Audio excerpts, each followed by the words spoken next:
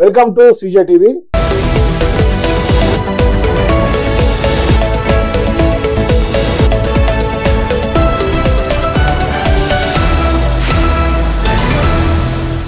ఈరోజు మన స్టూడియోలో ఈబీసీ జాతీయ అధ్యక్షులు వల్లపురెడ్డి రవీందర్ రెడ్డి గారు ఉన్నారు. వారితో మాట్లాడి ఈబీసీలకు ఉన్న సమస్యలు ఏంటి అనేది తెలుసుకునే ప్రయత్నం చేద్దాం. రవీందర్ రెడ్డి గారు, మామూలుగా ఈబీసీలకు ఉన్నట్టు ఈబీసీ గురించి ఎప్పటి నుంచో ఉంటుంటారు, ఎకనామికల్లీ బ్యాక్వర్డ్ అనే విషయాన్ని మనం ఎప్పటి నుంచో వింటా ఉన్నాం. నిజానికి వీళ్ళ సమస్యలు ఏంటి, ప్రధానంగా ఉండే సమస్యలు ఏంటి, మీ దృష్టిలో ఉన్నటువంటి సమస్యలు ఏంటి, దానికి పరిష్కార దిశగా మీరు చేసేటువంటి ప్రయత్నం ఏంటండి? అంటే ఈ బీసీలు అంటే ఎకనామికల్లీ బ్యాక్వర్డ్ క్లాసెస్. ఇప్పుడు వీళ్ళ యొక్క జనాభా ఈ భారతదేశంలో కానీ ఈ రాష్ట్రంలో కానీ 30% జనాభా ఉంది.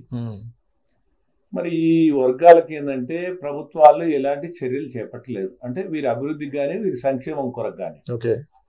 అంటే అన్ని కులాలలో ఎస్సీలు, ఎస్టీలు, బీసీలు, అట్లనే ఓసీలలో ఈబీసీలు.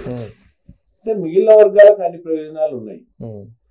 కానీ ఈ వర్గాలకు మాత్రం ప్రభుత్వం నిరాదరణ, నిర్లక్ష్యానికి గురి చేయడం జరిగింది. అంటే స్వాతంత్రం వచ్చి 76 సంవత్సరాలు అయినప్పటికి కూడా ఇప్పటికి కూడా ఈ వర్గాలకు ఎలాంటి సదుపాయాలు లేవు. అంటే మేము పోరాటం చేసి అనేక ఉద్యమాలు చేసిన తర్వాత 2008లో స్కాలర్షిప్స్ పెట్టేయడం జరిగింది. ఆనాడు దివంగత ముఖ్యమంత్రి రాజశేఖర రెడ్డి ఉన్నప్పుడు. ఆ తర్వాత 2009లో ఫీ రియంబర్స్మెంట్ అంటే ఉచిత విద్య పెట్టేయడం జరిగింది. దాంతో చాలా మందికి ఈ ఉమ్మడి రాష్ట్రంలో, అంటే భారతదేశంలో ఎక్కడ లేదు ఈ స్కీము, అగ్రవర్ణ పేదలకు ఉమ్మడి రాష్ట్రంలో లక్షలాది మందికి మేలు జరిగింది. అయితే అదే క్రమంలో ఈడబ్ల్యూఎస్ రిజర్వేషన్లు కూడా కావాలని మేము అప్పటి నుంచే పోరాటం చేస్తే అది ఆనాడు ఉన్నటువంటి మన్మోహన్ సింగ్ ప్రభుత్వం ఎస్ఆర్ సిన్హా కమిషన్ వేసి ఆల్ ఇండియా లెవెల్లో, తర్వాత ఆ కమిషన్ ఇంప్లిమెంట్ చేయాలని వాళ్ళు ఒక నివేదిక ఇస్తే మేము ఆ నివేదికను ప్రభుత్వానికి ఇవ్వాలనే విధంగా అనేకటువంటి పోరాటాలు చేయడం జరిగింది. అంటే పార్లమెంట్ ముందర ధర్నాలు, అనేక కార్యక్రమాలు చేసి ఆనాడు మేము ఇచ్చినటువంటి ఏదైతే విజ్ఞాపన పత్రాలు ఉన్నాయో, తర్వాత అందరి దగ్గరికి, అంటే మన్మోహన్ సింగ్ గారు కానీ, సోనియా గాంధీ మేడం గారు కానీ, అనేక మంది దగ్గర, కేంద్ర మంత్రులు ఆనాడు ఉన్నటువంటి జైపాల్ రెడ్డి గారు, వీరప్ప మొయిలి, తర్వాత ముకుల్ వాసిక్, తర్వాత పురంధేశ్వరి గారు, వీళ్ళందరి దగ్గర కూడా మేము తిరిగి ఒత్తిడి పెంచడం వల్ల ఆనాడు వాళ్ళు 10% ఈడబ్ల్యూఎస్ రిజర్వేషన్లు ఒక డ్రాఫ్ట్ తయారు చేశారు. అంటే ఎస్ఆర్ సిన్హా రికమెండేషన్ చేసి దాన్ని ఆ డ్రాఫ్ట్ రూపేణ చేయడం జరిగింది. కాకపోతే పార్లమెంట్లో బిల్లు పెట్టలేదు. సరే, మోడీ గారు ఆ తర్వాత క్రమంలో మోడీ గారు 2019లో 103 రాజ్యాంగ సవరణ ద్వారా పార్లమెంట్లో బిల్లు పెట్టడం జరిగింది. సరే, ఈడబ్ల్యూఎస్ రిజర్వేషన్లు ఒక తెలంగాణ, ఆంధ్రప్రదేశ్ అనేది కాదు, యావత్ భారతదేశంలో ఇప్పుడు అమలవుతున్నాయి. ఆ ఉద్యమానికి కూడా పునాదులు మేమే. ఆ రోజు పోరాటాలు చేసినటువంటి ఈ పురిటి పోసుకున్నది కూడా ఆనాడు ఉమ్మడి రాష్ట్రంలో ఈబీసీ ఉద్యమం, ఈడబ్ల్యూఎస్ రిజర్వేషన్లు సాధించడానికి కూడా మా పోరాటం కొనసాగించడం, అది సాధించుకోవడం కూడా జరిగింది. అయితే ఇక్కడ విషయం ఏంటంటే ఈ వర్గాల సంక్షేమం కొరకు, ఈ 30% జనాభా ఉన్నటువంటి ఈ వర్గాల సంక్షేమం కొరకు ఎలాంటి వెల్ఫేర్ డిపార్ట్మెంట్ లేదు. అంటే ఏదన్నా చెప్పుకోవాలంటే ఎవరికి చెప్పాలి? వాళ్ళకు ఉన్నటువంటి సమస్యలు ఉంటే ఏం చెప్పాలి, ఎవరికి చెప్పాలి? అట్లనే తర్వాత అన్ని వర్గాలకు, ఇప్పుడు ఎస్సీలకు, ఎస్టీలకు, బీసీలకు వెల్ఫేర్ డిపార్ట్మెంట్స్ ఉన్నాయి, కార్పొరేషన్ డిపార్ట్మెంట్లు ఉన్నాయి. అట్లనే ఈ వర్గానికి కార్పొరేషన్ కూడా లేదు, ఒక కమిషన్ లేదు. అంటే కార్పొరేషన్ ఉంటే ఏంటంటే ఇట్లనే స్వయం ఉపాధి కానీ, నిరుద్యోగులకు ఉపాధి కానీ, తర్వాత ప్రభుత్వ పరంగా ఏమన్నా పథకాలు చేపట్టాలంటే వాళ్ళ కార్పొరేషన్ ద్వారా చేపట్టడానికి వీలుంటుంది. అయితే కార్పొరేషన్ లేదు. అదేవిధంగా కమిషన్ లేదు. అంటే కమిషన్ ఎందుకంటే ఈ ఎస్సీ కమిషన్ అయినా, ఎస్టీ కమిషన్ అయినా, బీసీ కమిషన్ అయినా వాళ్ళ యొక్క కులాల్లో ఉన్నటువంటి వాళ్ళ యొక్క అభివృద్ధి కానీ, వాళ్ళ యొక్క స్థితిగతులు కానీ, వారికి అవసరాలు, వారికి ప్రభుత్వాలు తీసుకోవాల్సిన చర్యల మీద కమిషన్ ఎప్పటికప్పుడు అది ఆ దిశగా ప్రయాణం చేస్తూ ఉంటుంది. కానీ ఈ అగ్రవర్ణ పేదలు కూడా 30% జనాభా ఉన్నటువంటి వీళ్ళకు ఒక కమిషన్ లేదు. అదేవిధంగా స్టడీ సర్కిల్ లేవు. ఇప్పుడు స్టడీ సర్కిల్ అంటే ఇప్పుడు సపోజ్ ఐఏఎస్, ఐపీఎస్, ఐఏఎఫ్ఎస్ చదవాలి. మరి పేద విద్యార్థులు ఉన్నప్పుడు, ఉన్నత చదువులు చదువుకోవాలన్నప్పుడు వాళ్ళకు స్తోమత లేనప్పుడు మరి ప్రభుత్వమే కదా తల్లిదండ్రులు.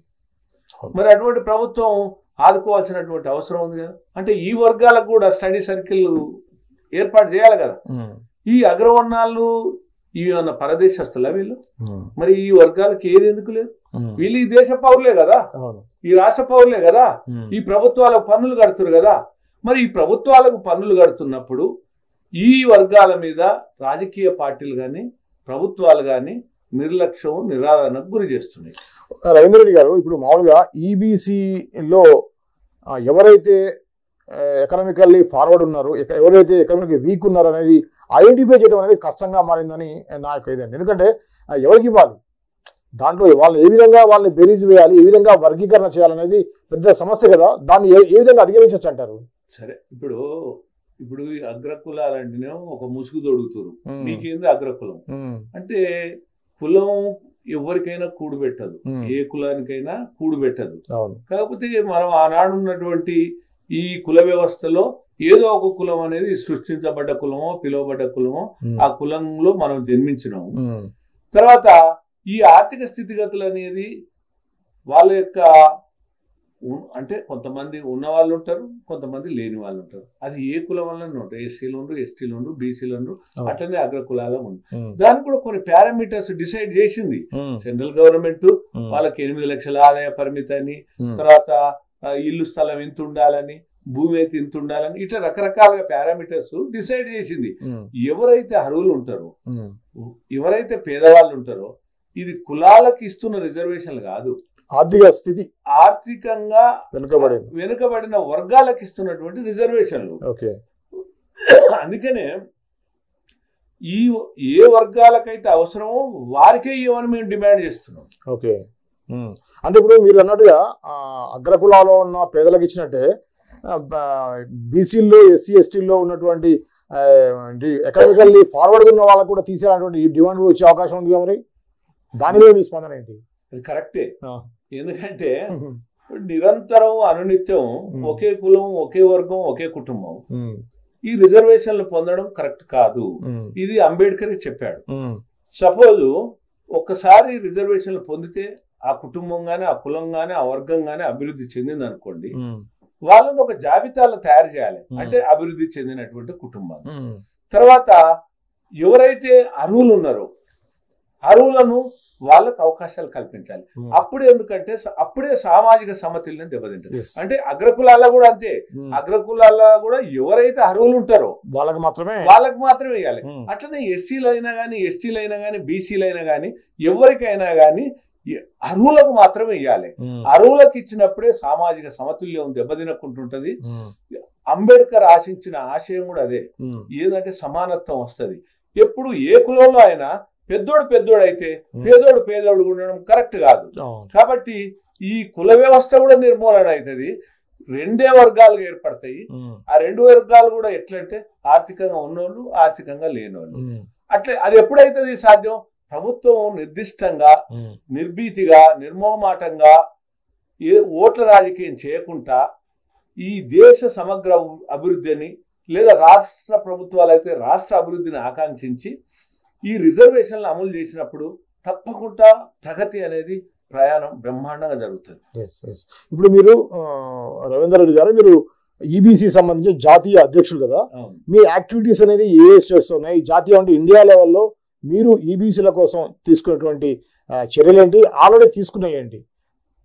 అంటే మీకు ఇంతకుముందు చెప్పా, ఇప్పుడు మేము ఆనాడు ఉమ్మడి రాష్ట్రం వల్ల మేము ఉద్యోగం చేపట్టినాం. నేను 2003లో జాతీయ ఉద్యోగం రాష్ట్ర స్థాయి లేదు, అప్పుడు ఆనాడు ఉమ్మడి రాష్ట్రం కదా, రాష్ట్ర స్థాయి ఉద్యోగం చేపట్టిన మొదట్లో మేము ఉద్యోగం ఏంటంటే ఉమ్మడి రాష్ట్రంలో ఈ అగ్రవర్ణ పేదలకు ఎలాంటి పథకాలు లేవు. అంటే ఎస్సీలు, ఎస్టీలకు, బీసీలకు స్కాలర్షిప్స్ ఉన్నాయి, స్టడీ సర్కిల్ ఉన్నాయి, హాస్టల్ ఉన్నాయి, ఫీ రియంబర్స్మెంట్ ఉంది, ఫ్రీ ఎడ్యుకేషన్ ఉంది, వెల్ఫేర్ డిపార్ట్మెంట్లు ఉన్నాయి, కమిషన్ ఉన్నాయి, కార్పొరేషన్ ఉన్నాయి, ఇవన్నీ ఉన్నాయి. కానీ అగ్రవర్ణ పేదలకు ఏది లేదు. అయితే ఈ విషయంలో నేను ఇది చాలా దుర్మార్గమైనటువంటి విషయం. ఈ ప్రభుత్వం ఏంటంటే ఈ రకంగా వివక్ష చూపడానికి వీల్లేదు అనే దాని మీద నేను 2003లో ఉద్యమం స్టార్ట్ చేయడం జరిగింది. అంటే అంతకంటే ముందర నేను 2001 నుంచి 2003 వరకు కేసీఆర్ తోటి తెలంగాణ ఉద్యమంలో ఉన్నా. నేను అంటే వారితో కలిసి ప్రయాణం చేసిన 1 నుంచి 3 వరకు. తర్వాత అంతకుముందు కూడా నేను ఏంటంటే ఎస్సీ ఎస్టీ బీసీ వాళ్ళ యొక్క హాస్టళ్ళు వాళ్ళ యొక్క స్కాలర్షిప్స్ వాళ్ళ హక్కుల కొరకు పోట్లాడు మనిషిని. అంటే గమనంలో నాకు తెలిసింది ఏంటంటే ఈ అగ్రవర్ణ పేదల్లో కూడా అనేక మంది ఆకలి చావులు, ఆత్మహత్యలు, పిల్లలు పెళ్లిళ్ళు చేయలేనటువంటి పరిస్థితి, ఉన్నత చదువుకులు చదువుకోలేనటువంటి దుస్థితి, ఇవన్నీ అనేక కుటుంబాలు చూసిన తర్వాత నాలో కదలిక వచ్చింది. కాబట్టి నేను సామాజిక ఉద్యమాలు చేస్తున్నటువంటి వ్యక్తిగా, నేను సామాజిక స్పృహ ఉన్నటువంటి వ్యక్తిగా నేను ఈ అగ్రవర్ణ పేదలకు కూడా ఈ పక్షాన్ని ఎందుకు పోరాటం చేయకూడదు అనేటువంటి దాన్ని నేను 2003లో ఉద్యమం మొదలుపెట్టడం జరిగింది. నేను దశల వారి ప్రోగ్రాం చేసిన, అంటే ధర్నాలు అనుకోండి, నిరసనలు అనుకోండి, దీక్షలు అనుకోండి, రాస్తారోకోలు అనుకోండి, తర్వాత సత్యాగ్రహ దీక్షలు, సభలు, సమావేశాలు, అనేక రకమైనటువంటి పోరాటాలు చేయడం జరిగింది. ఆనాటి నుంచి ఇప్పటి వరకు సుమారు 1100 కార్యక్రమాలు నేను చేపట్టడం జరిగింది. అయితే నా పోరాటాన్ని గుర్తించినటువంటి ఆనాడు రాజశేఖర రెడ్డి గారు 2008లో స్కాలర్షిప్లు పెట్టడం జరిగింది, 2009లో ఫీ రియంబర్స్మెంట్ పెట్టడం జరిగింది. తర్వాత మీరు ఇంకొక మాట అన్నారు, ఈ మీరు ఇంకా దేశ స్థాయిలో మీరు ఏం పని చేశారు, మీరు జాతీయంగా మీరు ఏం చేశారు అనేది మీరు ఒక మాట అడిగారు. అంటే ఏదైనా కానీ మీరు అన్నట్టు స్టడీ సర్కిల్ అయినా, కార్పొరేషన్ అయినా, కమిషన్ అయినా, వెల్ఫేర్ డిపార్ట్మెంట్లు అయినా, హాస్టల్ అయినా, ఇవి రాష్ట్ర ప్రభుత్వ పరిధిలో. కాబట్టి ఆనాడు నేను రాజశేఖర రెడ్డి గారిని రిజర్వేషన్లు కూడా మాకు కూడా కావాలని అడిగినప్పుడు వారు ఏమన్నారంటే ఇది ఇక్కడి స్థాయిలో కాదు అన్నప్పుడు నేను నా పోరాటాన్ని ఢిల్లీ స్థాయిలో కూడా పెట్టడం జరిగింది. అంటే నేను ధర్నాలు జంతర్ మంతర్ దగ్గర కానీ, పార్లమెంట్ ముందర కానీ, అదేవిధంగా మన్మోహన్ సింగ్ గారిని కలవడం కానీ, సోనియా గారిని కలవడం కానీ, అనేక కార్యక్రమాలు చేపట్టడం కానీ జరిగింది. నేను చేసినటువంటి పోరాటాలు, నేను ఇచ్చినటువంటి రిప్రజెంటేషన్లు గుర్తించినటువంటి ఆనాటి మన్మోహన్ సింగ్ ప్రభుత్వం ఈ ఈబీసీ కమిషన్ అనేది ఏర్పాటు చేసి ఎస్ఆర్ సిన్హాను ఆ రోజు అపాయింట్మెంట్ చేయడం జరిగింది ఆల్ ఇండియా లెవెల్. అంటే ఈ ఉద్యోగంకు పునాది ఆంధ్రప్రదేశ్, ఉమ్మడి రాష్ట్రం. తర్వాత ఈ నేను చేసినటువంటి పోరాటం ద్వారానే all India level EBC commission chairman appoint చేసిన తర్వాత వాళ్ళు యావత్ భారతదేశం తిరిగి ఈ అగ్రవర్ణ పేదల యొక్క స్థితిగతులను అధ్యయనం చేసి 10% రిజర్వేషన్లు రికమెండ్ చేయడం జరిగింది. ఆ రికమెండేషన్స్ కూడా తాత్సారం చేసినప్పుడు మేము ఆ ఎస్ఆర్ సిన్హా కమిషన్ కార్యాలయం ముందు ధర్నాలు చేయడం జరిగింది. అదే విధంగా ఆనాడు ఇప్పుడు ముఖ్యమంత్రి గారు రాజశేఖర రెడ్డి గారు ఉండే, ఆ రాజశేఖర రెడ్డి గారు కూడా అరే అగ్రవర్ణ పేదలకు కూడా మీరు అంటే యావత్ భారతదేశం మీరు తిరిగిరు, మీరు ఏది ఇస్తారో ప్రభుత్వానికి, కేంద్ర ప్రభుత్వానికి ఇవ్వండి, మీ రిపోర్ట్ అయితే ఇవ్వండి అని వారు కూడా నాతో పాటు చెప్పడం జరిగింది. దాన్ని గుర్తించినటువంటి ఎస్ఆర్ సిన్హా గారు ఈ ఆర్థిక స్థితిగతులను అధ్యయనం చేసిన తర్వాత ఆనాటి కేంద్ర ప్రభుత్వానికి 10% రికమెండ్ చేయడం, నేను అంతటితో ఆగకుండా నేను చెప్పాను కదా ఇంతకు ముందు, ఇది వీరప్ప మొయిలీ లా మినిస్టర్ ఉండి, సెంట్రల్ మినిస్టర్ జైపాల్ రెడ్డి, పురంధేశ్వరి గారిని, social justice minister Mukul washing, ఇక వీళ్ళందరి మీద కూడా ఒత్తిడి పెంచి ఒక రికమెండేషన్ డ్రాఫ్ట్ తయారు చేయడం జరిగింది. ఆ తర్వాత క్రమంలో ఏమైంది, కాంగ్రెస్ పార్టీ ఓడిపోవడం, ఇక్కడ తెలంగాణ ఇవన్నీ లొల్లీలు, అంటే అప్పుడు ఇక్కడ కూడా ఈ రాజకీయంగా కొంత అనిశ్చితి వచ్చింది, ఆ పార్టీ కూడా ఓడిపోవడం జరిగింది. ఆ క్రమంలో అట్లే ఉండే. దాని తర్వాత కూడా నా పోరాటాన్ని ఆపలేదు. కిషన్ రెడ్డి గారు నాకు చాలా సన్నిహితులు, అదే విధంగా బీజేపీ లక్ష్మణ్ గారు ఉన్నారు కదా, లక్ష్మణ్ గారు కూడా చాలా నాకు ఆత్మీయంగా ఉండేవాడు. ఎందుకంటే నేను చేపట్టిన ప్రతి ఉద్యమానికి ఆయన వచ్చేవాడు, నాకు చాలా ప్రోత్సహించేవాడు. ఇక్కడ ఉన్నటువంటి అనేకమైనటువంటి అన్ని కుల సంఘాలు, ప్రజా సంఘాలు నేను చేసినటువంటి పోరాటానికి చాలా మద్దతు ఇవ్వడం జరిగింది. ఇంతెందుకు ఆనాడు గద్దర్ గారు కూడా ఈ అగ్రవర్ణ పేదల కొరకు గజ్జగడత, ఈ హక్కుల కొరకు న్యాయమైనటువంటి పోరాటం అని చెప్పడం జరిగింది. అయితే ఆ తర్వాత వీరు అంటే మన లక్ష్మణ్ గారు, కిషన్ రెడ్డి గారి వీరి ద్వారా ఏదైతే మోడీ గారి దృష్టికి తీసుకుపోతే వారు ఇది న్యాయం అని భావించి 2019లో పార్లమెంట్ లో బిల్లు పెట్టిరు, రాజ్యాంగ సవరణ చేసిరు, 103 రాజ్యాంగ సవరణ ద్వారా. ఆ తర్వాత అది సుప్రీంకోర్టులో కూడా అనేక మంది దాని మీద వాద్యాలు వేసారు. కానీ సుప్రీంకోర్టు కూడా తుది తీర్పు ఇచ్చింది న్యాయసమ్మతం అని, ఈ 10% ఇవ్వడం అని. అయితే ఇదంతా కూడా ఈబీసీ సంఘం అధ్యక్షునిగా అంటే మేమంతా కలిసి వల్లపరెడ్డి రవీంద్ర రెడ్డి అనేటువంటి వ్యక్తిగానే ఇదంతా చేయడం జరిగింది. అంటే మేము ఇది సాధించినాం.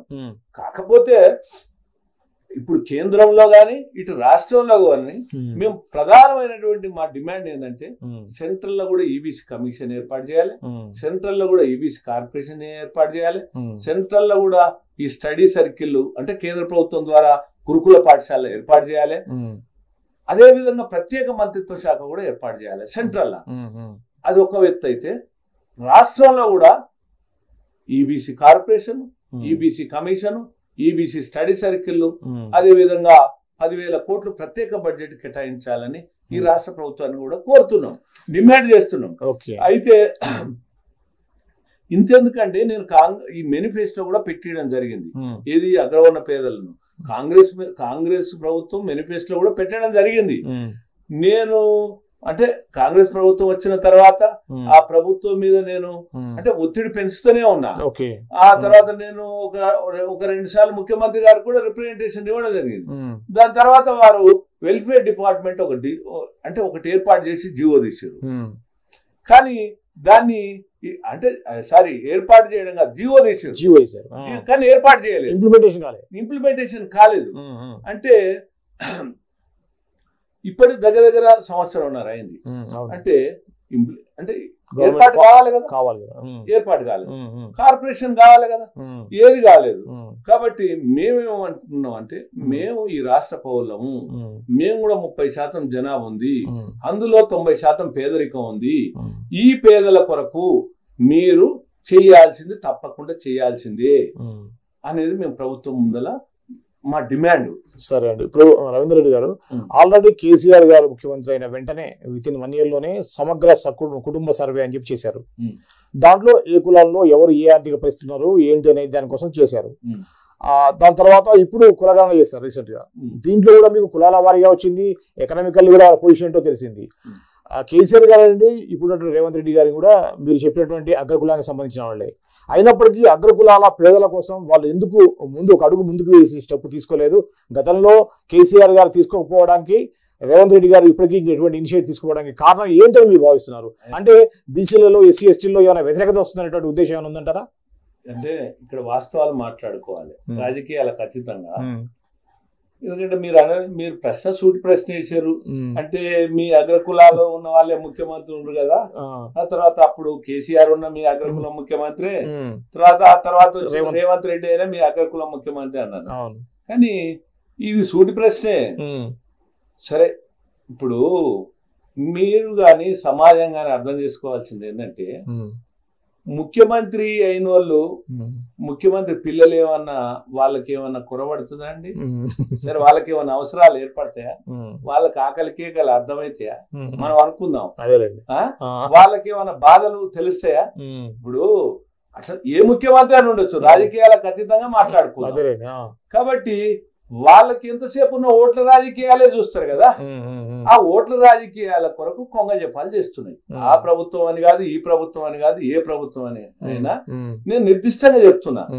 కాబట్టి నేనేమంటున్నా అంటే అగ్రకులాల ముఖ్యమంత్రులైన మాత్రాన వాళ్ళకు కూడా ఆలోచన ఉండాలి కదా, ఈ వర్గాలకు చెయ్యాలని. ముఖ్యమంత్రి అన్నప్పుడు అందరివాడు కొందరివాడు కాదు. అగ్రకులం ముఖ్యమంత్రి కావచ్చు, ఆయనకు అవకాశం రావచ్చు. వచ్చినంత మాత్రాన ఈ అగ్రకులాలకు చేయకూడదని లేదు, మిగతా కులాలనే కొంగ జపం చేయాలని కూడా లేదు. కాబట్టి ఇప్పుడు అట్లా అనుకుంటే మనం మోడీ గారు తీసుకుందాం. మోడీ గారు ఏంది బీసీ, కానీ ఆయన ఎంత విలక్షణంగా అగ్రవర్ణ పేదల స్థితిగతులను అధ్యయనం చేసిన తర్వాత అది ఆలోచించి వీళ్ళకు కూడా రిజర్వేషన్లు కావాలని 10% ఇచ్చిండు కదా. అంటే మరి ఆయన బీసీ ప్రధాని ఇచ్చిండు. కాబట్టి దీన్ని మీరు ఈ కోణం వల్ల థింక్ చేయమని అంటున్నా. ఇప్పుడు వాళ్ళ పిల్లలకు అవసరం లేదండి, వాళ్ళ పిల్లలకు హాస్టల్ అవసరం లేదు, ముఖ్యమంత్రి పిల్లలకు హాస్టల్ అవసరం, ముఖ్యమంత్రి పిల్లలకు స్కాలర్షిప్లు అవసరమా, ముఖ్యమంత్రి పిల్లలకు స్టడీ సర్కిల్ అవసరమా, గురుకుల పాఠశాల అవసరమా, లేకపోతే వాళ్ళు ఏమైనా ఉద్యోగాలు చేసే వాళ్ళు పెద్ద పెద్ద పారిశ్రామికవేత్తలు, వాళ్ళకి ఎందుకంటే ఈ పిల్లల యొక్క బాధలు గాథలు వాళ్ళకి ఏం బట్టి ఉంటది అంటున్నా. అంటే ఏమంటే రాజకీయం మీరు అన్నట్టుగా ఇతర కులాల నుంచి వ్యతిరేకత వస్తుందనే భావనతోటి మీరు అన్నట్టుగా ఈబీసీ రిజర్వేషన్ వైపు మొగ్గు చూపట్లేదా అనేది నాకు డౌట్. మీ ఆలోచన కూడా నేను కాదంటే వీల్లేదు. ఎందుకంటే ఓట్ల కొరకు కొంగ జపం చేస్తున్నప్పుడు నేను అగ్రకులం కదా, ఈ అగ్రకులాలకు చేస్తే ఎట్లా అనేటువంటి భావన ఉండవచ్చు. కానీ ఇప్పుడు మేము కూడా మేల్కొన్నాం. మేము కూడా ఓట్ల రాజకీయం చేస్తాం. ఎందుకంటే మేము 30% జనాభా ఉన్నాం కదా. ఇప్పుడు ఇక్కడ తెలంగాణ తీసుకుందాం. రెడ్లు, బ్రాహ్మణులు, వైశ్యులు, క్షత్రియులు, కమ్మలు, కాపులు, బలిజలు, ఒంటరిలు, తెలగలు, వెలమలు, ముస్లింలు. ఇక్కడ హైదరాబాద్ లో అయితే 30 లక్షల మంది అగ్రకులాల జనాభా ఉంది. అంటే వాళ్ళు ఇక్కడ హైదరాబాద్ లో గుప్తలు, మార్వడీసు, సిక్కులు, ఇట్లా అనేక రకాలైనటువంటి వాళ్ళు ఇక్కడ హైదరాబాద్ లో సెటిల్ అయిన వాళ్ళు ఉన్నారు. అయితే మేము కూడా ఏం చేస్తాం? మేము ఊరుకుంటామా? మేము ఓట్ల రాజకీయం చేస్తాం. మేము గంపగుత్తగా కట్టుకొని మేము కూడా ఆలోచిస్తాం. ఏ ప్రభుత్వాలు మాకైతే ఆదరిస్తాయో, ఏ ప్రభుత్వాలు అయితే మమ్మల్ని హక్కును చేర్చుకుంటాయో ఆ ప్రభుత్వాలకే సపోర్ట్ చేస్తాం. మేము రాజకీయాలు మాకెందుకు? ఇప్పుడు మంత్రి అయితే మాకెందుకు, ముఖ్యమంత్రి అయితే మాకెందుకు, ప్రధానమంత్రి అయితే మాకెందుకు? మాకు ఏ ప్రభుత్వాలు చేస్తాయో ఆ ప్రభుత్వాల దిక్కే మేము ప్రయాణం చేస్తాం. మేము కూడా ఓట్ల రాజకీయం చేస్తాం. నేను అదే చెప్తున్నా. ఇప్పుడు మేము కూడా ఒక యుద్ధం లాగా, అంటే మేము కూడా ఒక ధర్మ పోరాటం చేస్తాం. మేము కూడా ఆత్మగౌరవ పోరాటం చేస్తాం. మేము కూడా హక్కుల పరిరక్షణ పోరాటం చేస్తాం. మేము కూడా ఐక్యమత్యంతో ఉండి మా వర్గ ప్రయోజనాలు కాపాడుకోవడానికి వెనుక చేసే ప్రసక్తే లేదు. మేము వివిధ రకాలుగా మేము పోరాటాలు చేస్తాం. మేము అది కూడా ఏంటంటే ప్రజాస్వామ్యబద్ధంగా, రాజ్యాంగబద్ధంగా మా పోరాటాలు ఉంటాయి. రాజ్యాంగబద్ధంగా పోరాటాలు ఉంటాయి. మేము ఇక ముందు ఒకెత్తు, జరిగిపోయింది ఒకెత్తు. ఇప్పుడు 76 సంవత్సరాలు స్వాతంత్రం వచ్చినాక కూడా ఈ వర్గాలను నిరాదరణ చేసి నిర్లక్ష్యం గురి చేస్తున్నప్పుడు ఈ అగ్రకులాలే ఆధిపత్యంగా ఉందని అందరూ చెప్పినప్పటికీ వారి వల్ల ఎలాంటి ప్రయోజనాలు అందలేదు అనేది మనకు పెరిగిన సత్యం. మరి ఈ సత్యం తెలిసిన తర్వాత మేము కూడా మూలాలకు వెళ్తాం కదా. అరే మాకెవరు చేస్తే వాళ్ళే.